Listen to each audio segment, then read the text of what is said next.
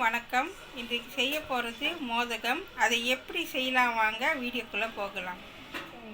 இன்றைக்கி நான் கொழுக்கட்டை செய்ய போகிறேன். அதுக்கு தேவையான பொருட்களை இப்போ நம்ம பார்க்கலாம். நான் அரிசி மாவு எடுத்திருக்கேன். இந்த கப்பு அளவு 1 கப்பு தேங்காய் பூ, 1 கப்பு கருப்பு சீனி, 1/2 கப்பு மலைக்கட்டை கச்சா எடுத்துருக்கேன். இது நல்லா வறுத்துட்டேன். இப்போ சூடாக இருக்குது. சூடு நல்லா ஆறிட்ட பிறகு இந்தமாதிரி தோலை உரிச்சு எடுத்துருங்க. நெய் தேவையான அளவு, உப்பு தேவையான அளவு, தண்ணி தேவையான அளவு. அதுக்கு முன்னாடி நம்ம என்ன செய்வோம்னா, இந்த அரிசி மாவு நல்லா வறுத்து எடுத்துடலாம். நல்லா சூடு வர வரைக்கும், அதாவது வாசம் வர வரைக்கும் இந்த அரிசி மாவை நல்லா வறுத்துக்குங்க. ஓகேவா, இப்போ பாருங்கள் நல்லா வாசம் வந்துடுச்சு. இப்போ நம்ம இதை அடுப்பை வச்சுட்டு இறக்கிடலாம். இப்போ பாருங்கள் நான் எடுத்துட்டேன். இது சூடு கொஞ்சம் ஆறட்டும். அது வரைக்கும் நம்ம அதுக்குள்ளே அந்த பூரணத்துக்கு வைக்கிறதுக்குள்ளே அந்த ஸ்டப்பிங் செய்யலாம். இப்போ நம்ம கருப்பு சீனியை கரைக்க போகிறோம். 1 கப்பு கருப்பு சீனி போட்டிருக்கேன். இது கூட நான் கொஞ்சமாக 1/2 கப்பு தண்ணி சேர்த்துக்கிறேன். சேர்த்துட்டு நல்லா அந்த கருப்பு சீனி நல்லா கரையணும். ஓகேவா, நல்லா கரையிட்டோம். ஓகேவா, இப்போ பாருங்கள் கருப்பு சீனி நல்லா கரைஞ்சிச்சு. இப்போ அடுப்பை வச்சுருவோம். இப்போ நம்ம உள்ளுக்கு வைக்கிற அந்த ஃபீலிங் செய்ய போகிறோம். நம்ம இப்போ என்ன செய்ய போகிறோம்னாக்கா, கொஞ்சமாக நெய் ஊற்றிக்குவோம். ஓகேவா, நெய் சூடு ஏறட்டும். நான் தேங்காய் பூ வச்சுருக்கேன். இதில் வறுத்து எடுக்க போகிறேன். நெய்யில் எல்லாத்தையும் கொட்டியாச்சு. இப்போ நல்லா நெய்யில் நல்லா வறுத்து எடுக்கணும். ஓகேவா, இப்போ பாருங்கள் தேங்காய் பூ நல்லா வறுத்தாச்சு. இப்போ இது கூட நம்ம என்ன செய்ய போகிறோம்னு சொன்னாக்கா, கருப்பு சீனி சேர்த்துக்க போகிறோம். நல்லா வடிகட்டிடுங்க. ஓகேவா, சேர்த்துட்டே வாங்க.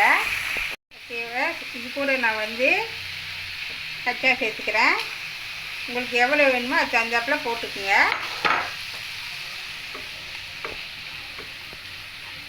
ஓகேவா, இப்போ பாருங்கள் கச்சாலாம் போட்டாச்சு. தண்ணி இல்லாமல் கொஞ்சம் லேசாக வறுத்து எடுக்கணும். ரொம்பவும் சுண்டக்கூடாது, கணக்காக. ஓகேவா, இன்னும் கொஞ்ச நேரம், இன்னும் 1 நிமிஷம் நல்லா கிண்டி விடுங்க. ஓகேவா, இப்போ பாருங்கள் தண்ணியெலாம் சுண்டியாச்சு. இப்போ இந்த சமையலத்தில் நம்ம எடுத்துடலாம். ஓகேவா, எடுத்து போட்டாச்சு. இப்போ இது சூடு நல்லா ஆறட்டும். ஓகேவா, இப்போ பாருங்கள் மாவு இப்போ நம்ம பிசைய போகிறோம். இப்போ சூடு நல்லா ஆறிடுச்சு. ஓகேவா, நம்ம கொஞ்சமாக உப்பு சேர்த்துக்கலாம். இனிப்புக்கு கொஞ்சமாக உப்பு சேர்த்துக்குங்க. அதுக்கப்புறம் கொஞ்சமாக நெய் சேர்த்துக்குங்க, ஒட்டாமல் இருக்கும். ஓகேவா, சேர்த்தாச்சு. இப்போ இது கூட நம்ம என்ன செய்ய போகிறோம்னு சொன்னாக்கா, சுடு தண்ணி ஊற்றி நம்ம இதை மிக்ஸ் பண்ண போகிறோம். நல்லா பிழைய போகிறோம். சுடு தண்ணி கொதிக்க வச்ச சுடு தண்ணி இப்போ நான் இதில் கொஞ்சம் கொஞ்சமாக ஊற்றி நல்லா மிக்ஸ் பண்ணுறேன். கொஞ்சம் கொஞ்சமாக ஊற்றுங்க. ஒரேடியாக ஊற்றிட்டிங்கன்னா மாவு குழஞ்சி போயிடும்.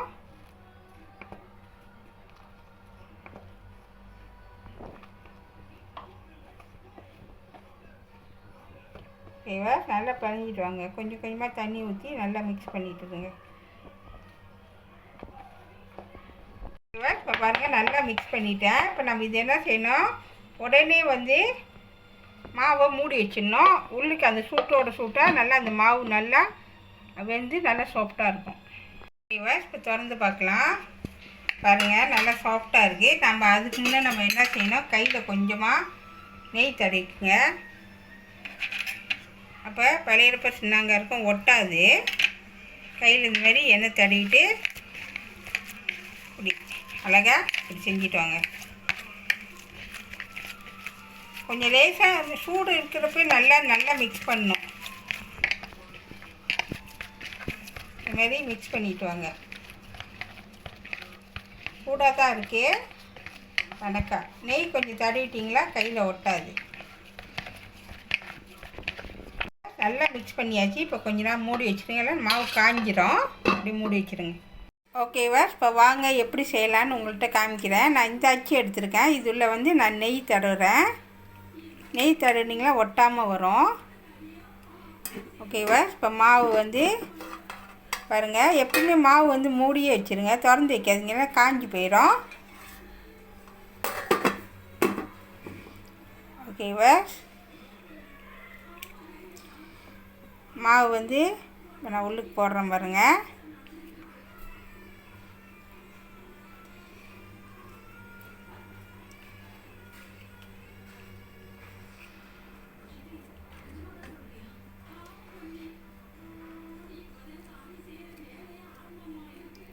ஓகேவா, இந்த மாதிரி கொஞ்சம் கூடையாக மாவு வச்சு நல்லா போட்டு சைட்டெல்லாம் நல்லா அமுத்தி விடுங்க.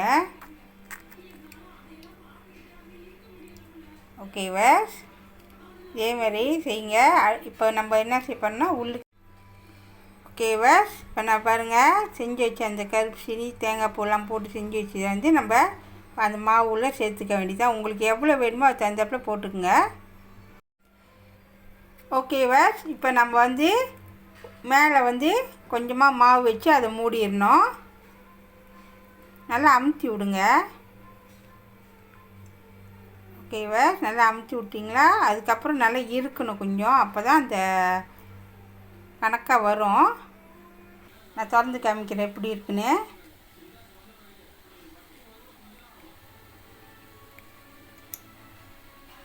ஓகேவா, இப்போ பாருங்கள், பார்க்குறதுக்கு எவ்வளோ அழகாக இருக்குது பாருங்கள்.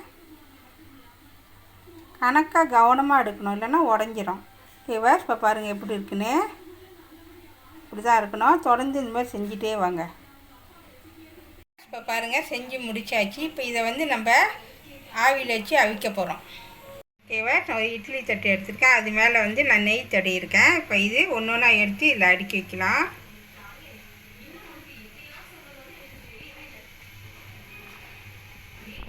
இப்போ தட்டில் வச்சாச்சு. இப்போ வாங்க அவிக்கலாம். ஏற்கனவே நான் தண்ணி கொதிக்க வச்சுட்டேன்.